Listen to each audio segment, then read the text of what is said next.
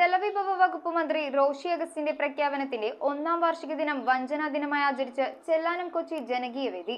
ചെല്ലാനം കൊച്ചി തീരത്തെ രണ്ടാം ഘട്ട പദ്ധതി കഴിഞ്ഞ വർഷം നവംബറിൽ ആരംഭിക്കുമെന്ന മന്ത്രിയുടെ പ്രഖ്യാപനത്തിനെതിരെയാണ് ചെല്ലാനം കൊച്ചി ജനകീയവേദി പ്രതിഷേധം സംഘടിപ്പിച്ചത്.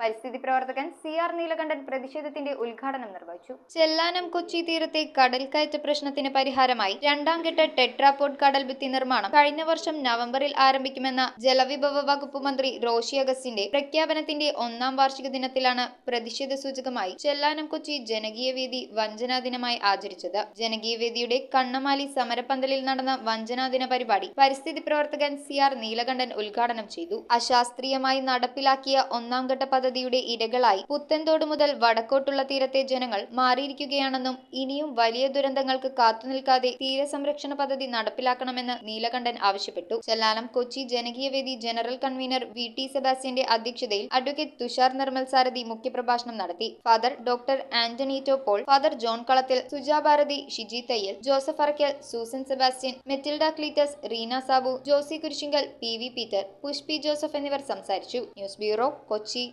കമ്പ്യൂട്ടറിൽ നിങ്ങളുടെ കാഴ്ച പരിശോധിക്കുവാൻ ക്വാളിഫൈഡ് ഒപ്ട്രോമെട്രിസ്റ്റിന്റെ സേവനം ലഭ്യമാണ്. KR opticals, near Federal Bank, Palluruthy. Specs world, opposite TB hospital, Karuvelipady. KR opticals, combustion മുക്ക്, കുമ്പളങ്ങി.